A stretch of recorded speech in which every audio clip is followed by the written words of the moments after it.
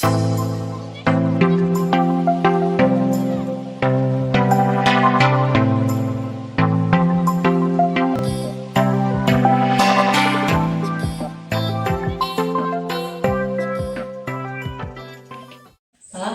warahmatullahi wabarakatuh. Perkenalkan, saya Aika Latifah Alawiyah, dosen tetap program studi S1 Kimia, Fakultas MIPA Universitas Garut.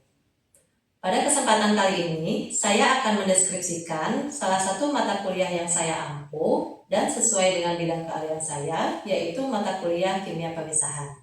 Mata kuliah ini merupakan mata kuliah yang wajib diambil oleh mahasiswa semester 3 pada program studi S1 Kimia dengan kode mata kuliah KIM 0221832 yang berbobot 2 SKS. Mahasiswa yang akan mengambil mata kuliah ini diharapkan telah lulus pada mata kuliah sebelumnya yang menjadi prasyarat, yaitu mata kuliah Kimia Analitik Dasar yang terdapat pada semester 2. Perkuliahan ini diselenggarakan sebanyak 16 kali pertemuan tatap muka dengan rincian 14 kali pertemuan untuk pembahasan materi, 1 kali pertemuan untuk ujian tengah semester yang diselenggarakan pada minggu ke-8, dan 1 kali pertemuan untuk ujian akhir semester yang diselenggarakan di minggu ke-16. Mata kuliah Kimia Pemisahan ini membahas terkait konsep dasar, klasifikasi, mekanisme, dan aplikasi terkait berbagai teknik pemisahan dalam kimia analitik yang meliputi presipitasi, sentrifugasi, distilasi, ekstraksi, dan kromatografi, di mana kromatografi mencakup kromatografi planar, kromatografi kolom klasik, kromatografi gas, dan kromatografi cair kinerja tinggi.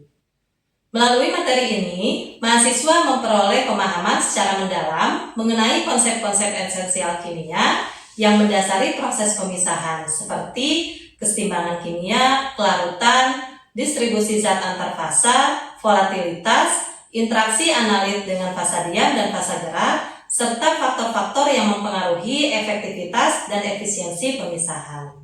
Proses perkuliahan kimia pemisahan ini menggunakan strategi pembelajaran ekspositori kolaboratif serta pembelajaran berbasis studi kasus. Strategi pembelajaran ekspositori ini digunakan melalui penyampaian konsep, prinsip, serta mekanisme dari berbagai teknik pemisahan secara sistematis, sedangkan kegiatan kolaboratif dilaksanakan melalui diskusi kelompok dan refleksi bersama untuk memperkuat pemahaman mahasiswa. Pada 3 pertemuan terakhir, pembelajaran berbasis studi kasus diterapkan untuk melatih mahasiswa dalam menganalisis permasalahan kimia, mengidentifikasi karakteristik analit, menentukan metode pemisahan yang tepat, serta merancang prosedur pemisahan berdasarkan kajian literatur ilmiah, dan juga mempresentasikan hasil rancangannya sebagai solusi untuk menyelesaikan permasalahan kimia analitik dalam konteks laboratorium, industri, dan aplikasi lainnya. Setelah mengikuti mata kuliah ini, mahasiswa diharapkan mampu menjelaskan, menganalisis, dan merancang berbagai teknik pemisahan secara tepat berdasarkan prinsip, karakteristik analit, tujuan analisis, serta kebutuhan penerapannya. Berdasarkan capaian pembelajaran lulusan atau CPL pada program studi S1 Kimia, mata kuliah ini mendukung tercapainya CPL, yaitu CPL 3 dan CPL 6 yang tertuang pada FPS, dan telah divalidasi oleh Ketua Program Studi. Ada sebanyak 5 capaian pembelajaran mata kuliah atau CPMK yang diharapkan tercapai pada mata kuliah ini, diantaranya CPMK 1 mampu menjelaskan konsep pemisahan serta dasar-dasar pemisahan dalam kimia analitik. CPMK 2 mampu menjelaskan prinsip dasar dari berbagai teknik pemisahan yang melibatkan senyawa organik dan anorganik berdasarkan perbedaan densitas, titik didih, dan kelarutan zat. CPMK 3 mampu menjelaskan prinsip dasar dari berbagai teknik pemisahan yang melibatkan senyawa organik dan anorganik berdasarkan perbedaan partisi atau distribusi analit antar fasa. CPMK 4 mampu menganalisis permasalahan kimia melalui studi kasus untuk menentukan metode pemisahan yang tepat berdasarkan prinsip-prinsip teknik pemisahan dan literatur ilmiah yang relevan. CPMK 5 mampu merancang prosedur pemisahan yang sistematis berdasarkan metodologi standar yang sesuai dengan karakteristik analit, tujuan pemisahan, dan konteks permasalahan dengan merujuk literatur ilmiah yang relevan.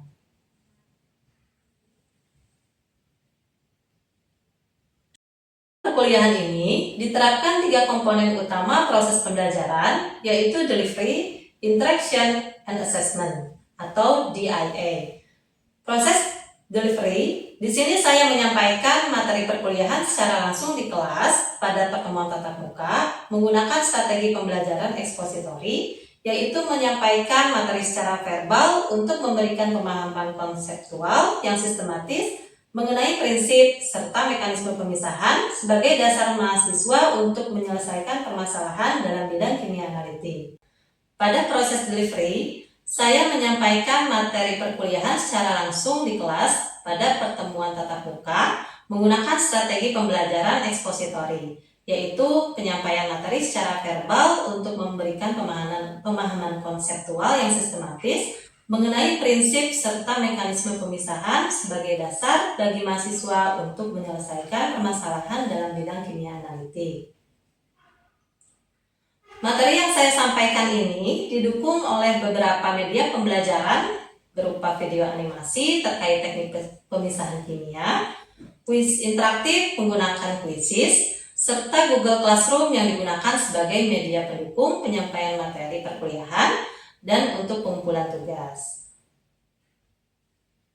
Pada proses interaction, saya mendorong keterlibatan aktif mahasiswa melalui diskusi di kelas seperti tanya jawab 2 arah antara dosen dengan mahasiswa, serta kegiatan kolaboratif seperti diskusi kelompok dalam penyelesaian studi kasus serta refleksi bersama. Pada proses assessment, saya melakukan evaluasi melalui penilaian formatif dan sumatif untuk mengukur capaian pembelajaran.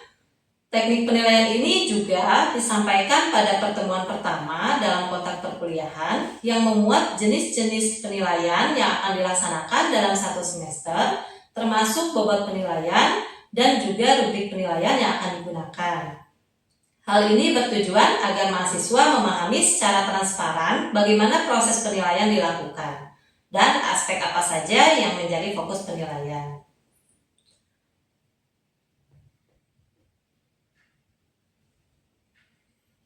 Penilaian formatif sebagai penilaian selama proses pembelajaran berlangsung ini dilakukan melalui kuis, tugas individu yang masing-masing berbobot 10%, serta penilaian aktivitas partisipatif yang dilakukan selama pembelajaran, diskusi kelompok, dan presentasi tugas hasil diskusi kelompok yang berbobot 15% yang sesuai dengan RPS. Penilaian sumatif di sini sebagai penilaian yang dilakukan di akhir pembelajaran yang meliputi ujian tengah semester, ujian akhir semester yang masing-masing 15%, dan juga penilaian tugas besar melalui pembelajaran case-based learning atau berbasis kasus, yaitu dengan bobot 35%. Referensi yang digunakan dalam mata kuliah ini meliputi buku teks atau textbooks yang ditulis oleh para pakar dalam bidang kimia analitik, serta referensi pendukung yang berupa artikel ilmiah yang saya publikasikan di jurnal terakreditasi nasional, serta artikel-artikel ilmiah yang lainnya dari para peneliti yang terpublikasi di jurnal nasional maupun internasional bereputasi yang memiliki nilai kebaruan, agar mahasiswa mampu mengikuti perkembangan ilmu dan pengetahuan teknologis masa kini. Berikut ini adalah video pembelajaran dalam mata kuliah kimia pemisahan pada materi pertemuan minggu kelima mengenai ekstraksi pelarut yang menekankan pada teori dasar ekstraksi melibatkan ekstraksi cair-cair. Assalamualaikum warahmatullahi wabarakatuh. Waalaikumsalam warahmatullahi wabarakatuh. Gimana semuanya kabar hari ini? Sehat? Alhamdulillah. Alhamdulillah ya. Jadi hari ini kita ketemu lagi di perkuliahan kimia pemisahan dan hari ini kita sudah masuk pertemuan ke-5 ya. Betul. Jadi hari ini kita sudah masuk ke minggu ke-5 untuk perkuliahan kimia pemisahan. Nah, sebelum saya memulai perkuliahan hari ini, saya ingin cek kehadirannya dulu. Di sini semuanya hadir? Semuanya hadir. Berarti semua hadir ya, alhamdulillah. Nah, sebelum saya masuk ke materi hari ini, saya akan berikan pretest dulu ya. Jadi nanti ada pertanyaan yang harus kalian jawab terlebih dahulu tentang apa? Tentang materi yang akan kita pelajari. Jadi maksudnya saya akan ingin mengetahui ya sejauh mana kalian pernah mempelajari barangkali atau memahami tentang ekstraksi ya. Oke, saya akan tunjukkan dulu linknya. Nah, udah semua ya. Oke, kalau begitu saya mulai untuk tesnya. Silahkan nanti tiap pertanyaan ada yang 1 menit, ada yang 2 menit untuk batas waktunya. Totalnya nanti 15 menit ya. Saya mulai.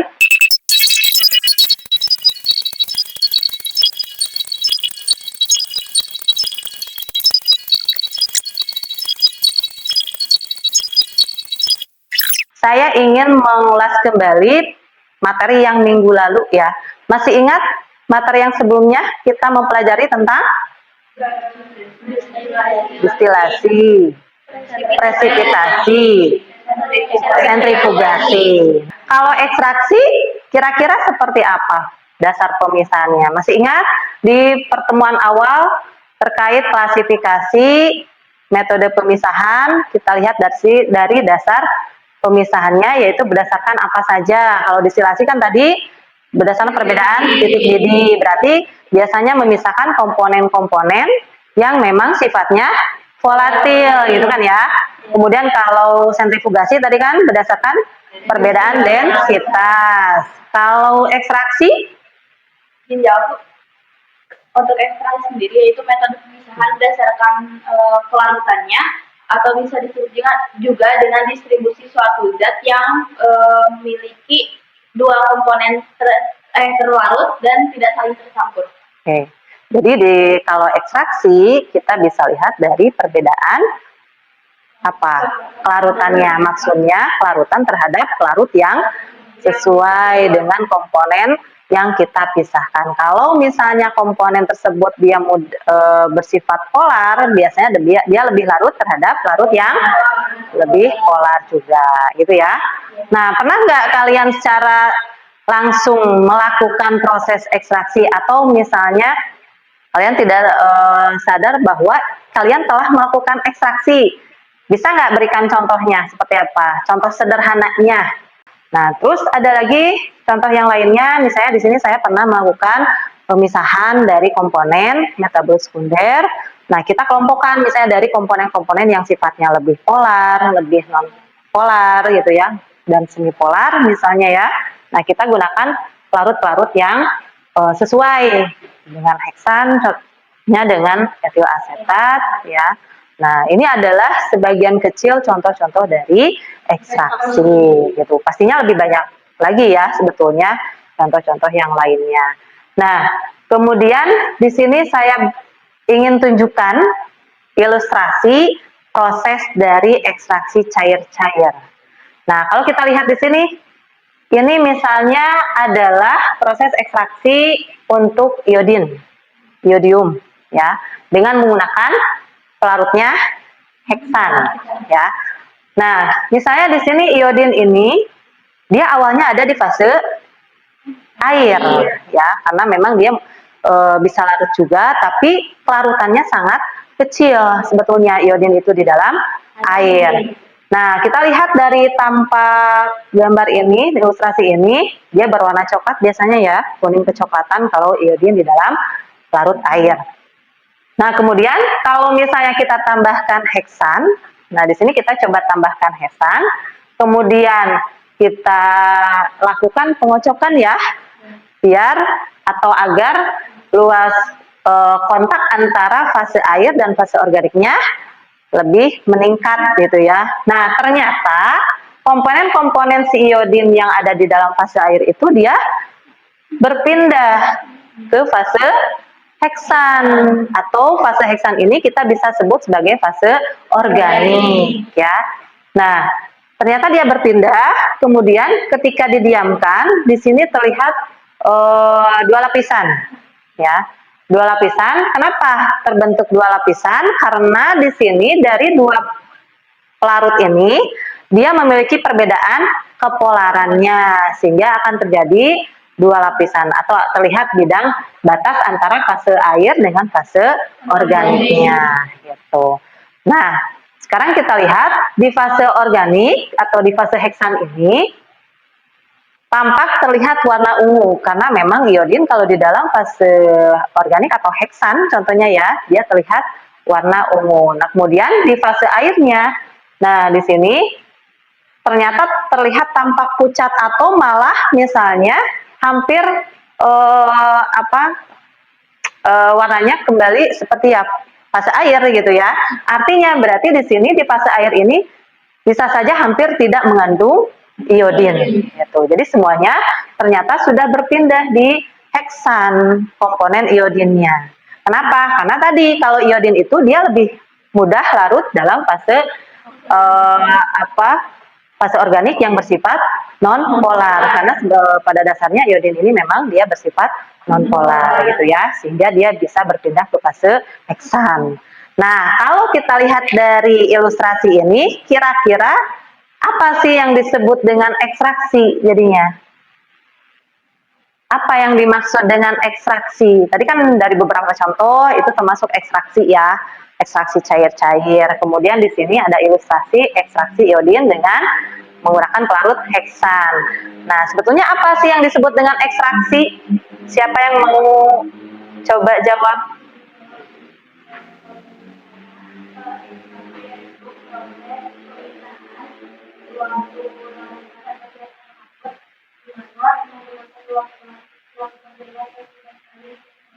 Ya, betul ya, karena tadi ada komponen yang berpindah ke fase organik atau fase heksan di sini, dan kedua pelarut antara fase air dengan fase heksan ini atau fase organik ini dia tidak saling bercampur gitu. Jadi betul tadi bahwa ekstraksi merupakan, atau di sini ekstraksi pelarut ya, karena kita menggunakan pelarut ya ekstraktannya. Ekstraksi pelarut merupakan proses pemisahan solut dari campurannya menggunakan pelarut yang sesuai. Kalau berdasarkan Meloan, nah di sini dia mengungkapkan bahwa ekstraksi merupakan transfer selektif dari satu senyawa atau lebih ya dari fase cair yang pertama, biasanya fase air, ke fase yang lain atau fase organik yang biasanya pelarut heksan, misalnya kloroform dan yang lainnya. Nah, itu dimana kedua fase ini tidak saling bercampur. Atau bisa juga ekstraksi dari padat, maksudnya solut yang terdapat pada padatan, dia terdistribusi ke cairan gitu ya. Jadi disebutnya ekstraksi padat cair. Kalau tadi ekstraksi cair. Kalau menurut Christian, nah ekstraksi ini dikatakan sebagai proses distribusi solut ya, distribusi solut baik solutnya itu berupa senyawa organik maupun anorganik, di mana dia terdistribusi di antara dua pelarut yang tidak saling bercampur gitu ya. Invisible berarti tidak bercampur gitu ya. Nah, jadi kita sudah tahu nih apa itu ekstraksi gitu. Nah, kemudian kita lihat dalam proses ekstraksi ini sebetulnya bagaimana fenomena yang terjadi, artinya fenomena distribusi si solut itu di antara dua pelarut yang tidak saling bercampur seperti apa gitu ya. Nah, fenomena ini kita bisa jelaskan dengan yang namanya hukum distribusi ya. Jadi dalam ekstraksi cair-cair yang sederhana, si solut itu awalnya dia di fase air gitu ya.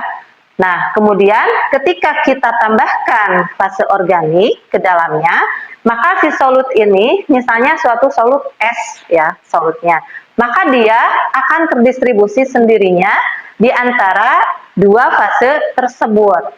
Jadi nanti si komponen solut es itu dia akan terbagi di antara fase air dan juga fase organik. Yang mana fase air itu biasanya berada di bawah ya, artinya maksudnya seperti ini. Kita biasanya menggunakan corong pisah. Kalau untuk ekstraksi cair-cair, maka si fase airnya itu akan berada posisinya di bawah karena massa jenisnya lebih besar dibandingkan dengan fase organik ya. Nah, jadi nanti fase organiknya dia akan berada di lapisan atas gitu ya. Nah, jadi si solut es ini dia akan terdistribusi di antara fase organik, di antara fase air dan fase organik. Nah, di sini dia terjadi keseimbangan ya antara si solut ini antara fase air dan fase organik, yang mana kita bisa tuliskan persamaan keseimbangannya seperti ini. Masih ingat reaksi kesetimbangan, persamaan reaksi kesetimbangan? Yang mana di posisi sebelah kiri itu biasanya adalah reaktan ya. Kalau di sebelah kanan biasanya posisi untuk produknya. Nah, jadi ibaratnya solut yang ada di fase air ini itu seperti reaktannya. Kemudian solut di fase organik ini seperti produk gitu ya. Jadi kalau misalnya kita tuliskan tetapan kesetimbangannya, maka kita bisa tulis bahwa kalau misalnya kita gunakan pendekatan konsentrasi dari tetapan kesetimbangannya, maka kita bisa sebut sebagai KC ya. Nah, di mana KC ini adalah perbandingan antara konsentrasi produk dengan atau terhadap konsentrasi reaktannya, gitu kan ya. Nah, karena di sini melibatkan kesetimbangan distribusi solut antara fase air dan fase organik. Nah, dalam batas tertentu, rasio konsentrasi solut di kedua fase akan menjadi konstan. Kita bisa nyatakan tetapan kesetimbangannya sebagai KD atau konstanta distribusi ya. Nah, untuk persamaannya, persamaan KD-nya ini yaitu tadi bahwa konsentrasi si solut di fase organik dibagi dengan konsentrasi solut di fase airnya, gitu ya. Nah, itu yang disebut dengan koefisien distribusi, yaitu perbandingan konsentrasi solut dalam dua pelarut yang tidak saling bercampur pada keadaan setimbang, gitu ya. Nah, kalau ini kan biasanya solut di dalam satu bentuk ya, bentuk maksudnya berupa komponen yang bersifat netral. Jadi komponennya itu sama ya, baik itu di fase organik maupun di fase airnya. Jadi sama dalam bentuknya gitu, berupa komponen yang bersifat netral. Nah, dari pemisahan ini kita bisa menentukan rasio, maksudnya berapa sih konsentrasi si solut pada fase air yang tersisa di fase air misalnya ya, dan juga berapa konsentrasi solut yang ada dalam fase organiknya. Nah, di sini yang kita bisa katakan yaitu sebagai nisbah distribusi. Jadi rasionya gitu ya, rasio yang menunjukkan bahwa berapa besar konsentrasi si solut tadi di fase organik dan berapa besar konsentrasi di fase airnya. Jadi yang disebut dengan nisbah distribusi, yaitu rasio total konsentrasi solut di setiap fase. Nah, dari nilai nisbah distribusi ini kita bisa sampai menentukan efisiensi ekstraksi nantinya. Kalau kita sudah tahu fraksi solut di setiap fase, baik fase air maupun fase organik ya. Nah, kita lihat kalau misalnya tadi si solutnya itu berupa senyawaan netral atau satu bentuk saja gitu ya, artinya yang tidak mengalami reaksi ketika dia mengalami ekstraksi gitu ya, dilakukan ekstraksi. Jadi misalnya di fase air dia tidak mengalami reaksi seperti ionisasi, misalnya kemudian seperti kompleksasi gitu ya. Contoh misalnya kalau untuk iodin, nah tadi dia bisa di fraksi solut itu dan di bagian di fase organik dan fase air, nah itu bentuknya sama gitu, senyawaan iodin. Tapi kalau misalnya kita contohkan untuk mengekstraksi asam benzoat, asam asetat misalnya ya, nah di sini dia bisa mengalami reaksi ionisasi. Nah, dia kan termasuk asam lemah ya, misalnya asam benzoat. Nah, dia mengalami ionisasi sebagian. Jadi ketika di fase air, dia akan mengalami ionisasi. Jadi ada yang dalam bentuk molekulnya sendiri, ada yang bentuk ionnya. Sehingga nanti salah satu bentuk tersebut dia yang akan terekstraksi, misalnya salah satu dia akan terekstraksi ke fase organik. Nah, berarti nanti nilai D-nya itu akan tidak sama dengan nilai KD-nya.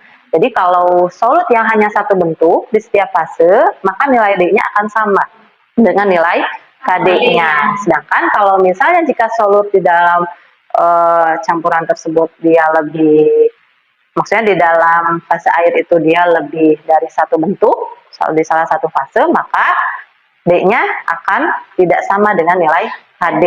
Biasanya nilai D-nya itu lebih kecil dari KD-nya, gitu ya. Nah, jadi di sini kita akan lebih membahas ke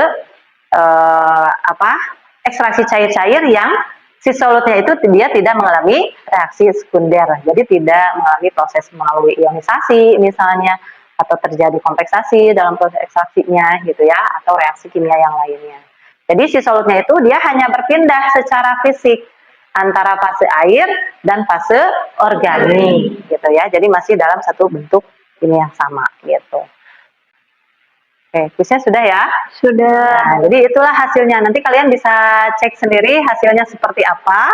Dan kita tadi sudah simpulkan dari materi yang sudah disampaikan. Oke, untuk materi selanjutnya, nanti kita akan mempelajari masih di konsep ekstraksi. Itu mungkin untuk hari ini, materi yang kita pelajari. Untuk materi yang minggu depan nanti akan saya berikan, jadi silahkan bisa dibaca-baca terlebih dahulu dan kita akan bahas di minggu berikutnya ya. Terima kasih, saya tutup, saya akhiri untuk pembelajaran hari ini. Terima kasih sekali lagi. Assalamualaikum warahmatullahi wabarakatuh. Waalaikumsalam warahmatullahi wabarakatuh.